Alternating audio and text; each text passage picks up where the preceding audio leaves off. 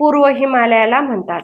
किंवा अरुणाचल राज्य पूर्ण हिमालयाने व्यापलेलं असल्यामुळं अरुणाचल हिमालय असं देखील पूर्व हिमालयाला म्हणतात. त्याचबरोबर पतकाई टेकड्या ज्या सर्वात उत्तरेला आहेत, ज्या नैसर्गिक सीमा तयार करतात भारत आणि म्यानमार या दोन देशांमध्ये. त्यानंतर नागा टेकड्या ज्या नागालँडमध्ये आहेत, ज्यामध्ये साबरमती हे सगळ्यात उंच शिखर आहे. त्यानंतर डाफला मिरी डी डाफला मिरी डीएम डाफला मिरी अभोर मिश्मी ह्या 4 टेकड्या आहेत, त्या अशाच आहेत. डाफला मिरी अभोर मिश्मी अशाच पाठ करायच्या, कारण आपल्याला पूर्व ते पश्चिम किंवा पश्चिम ते पूर्व असा क्रम लावायला यावर विचारलं जातं. त्याचबरोबर मिझो किंवा लुशाई टेकड्या ज्या की मिझोराम मध्ये आहेत. त्याचबरोबर सगळ्यात महत्वाची गोष्ट म्हणजे गारो खासी जयंतिया ज्या पूर्व हिमालयातल्या जाती किंवा आदिवासी जाती किंवा टेकड्यांचे नाव सुद्धा त्या जातीवरून गारो खासी जयंतिया ठेवलेले आहेत. पण ह्या टेकड्या हिमालयाचा भाग नसून दख्खन पठाराचा पूर्वेकडील भाग आहे. ही गोष्ट लक्षात ठेवायची, कारण ही खूप महत्वाची गोष्ट आहे. आपण गारो खासी जयंतिया अरुणाचल प्रदेश या भागात आहेत म्हणून हिमालयाचा भाग आहे असं समजून जातो, पण हे चुकीचं आहे. ते दख्खनच्या पठाराच्या भाग आहेत. आता प्राकृतिक भागामध्ये आपण भारतातील खिंडी पाहणार आहोत.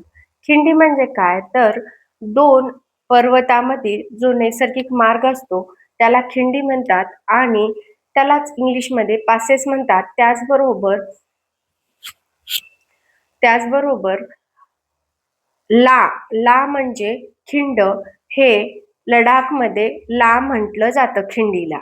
चला तर मग सुरुवात करूया जम्मू काश्मीर आणि लडाख या 2 केंद्रशासित प्रदेशातील खिंडीपासून. बुर्जिला खिंड ही श्रीनगर ते गिलगिट आहे.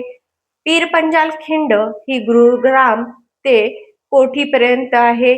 बनिहाल खिंड जम्मू ते काश्मीर पर्यंत आहे, ज्यावर जव्हार बोगदा तयार केलेला आहे. खारदुंगला खिंड लेह आणि नुब्रा व्हॅली पर्यंत आहे.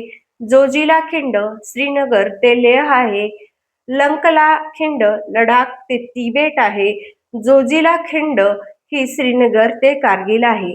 यानंतर हिमाचल प्रदेशातील रोहतांग खिंड ही मनाली ते लेह आहे, जी की अटल बोगदा रोहतांग खिंडीवर केलेला आहे.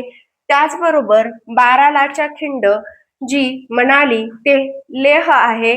त्यानंतर शिपकीला खिंड जिच्यामधून तिबेटमधून वाहणारी सतलज नदी आपल्या भारतात प्रवेश करते. शिपकीला खिंड सुद्धा हिमाचल प्रदेशमध्ये आहे. यानंतर उत्तराखंडमध्ये माना खिंड आहे, जी की उत्तराखंडमधील चामोली ते चीन मधील तिबेट या दोघांना जोडते आणि माना हे आपल्या भारतातील उत्तराखंडच्या पूर्वेला असणारं शेवटचं गाव आहे. त्याचबरोबर लिपुलेख खिंड ही भारत ते तिबेट दरम्यान आहे, जिथून कैलास पर्वताला मनोज सरोवराजवळ जी यात्रेकरू जातात त्यांचा मार्ग आहे. त्यानंतर नीती खिंड ही भारत आणि तिबेट या दोघांमध्ये सीमेवर आहे किंवा सीमेचा रस्ता म्हटलं तरी नीती खिंडीला चालेल. आता ही सिक्कीम मधील जी नथुला खिंड आहे ती 1962 ला जे युद्ध झालं होतं भारत आणि चीनचं, त्यावेळेस बंद केली होती, कारण युद्धामुळं. त्याच्या अगोदर हा सिल्क मार्ग किंवा सिल्क रूट म्हणून सुद्धा ओळखला जायचा 1962च्या अगोदर. त्यानंतर ही खिंड 2006 ला पुन्हा सुरू केली. ती सिक्कीम ते चुंबी व्हॅली, तिबेट, चीन या दोघांना जोडत असते. त्याचबरोबर जेलेपला ही लासा आणि तिबेटला जोडते.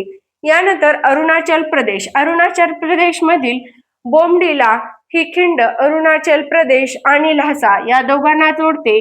त्याचबरोबर दिहांग ही खिंड सुद्धा अरुणाचल प्रदेश ते मंडाले या दोघांना जोडते. यांग या खिंडीतून ब्रह्मपुत्रा आपल्या भारतात प्रवेश करते. एवढ्या खिंडी आपल्याला पाठच करावं लागते. एखादा जर प्रश्न आला तर यातूनच येऊ शकतो.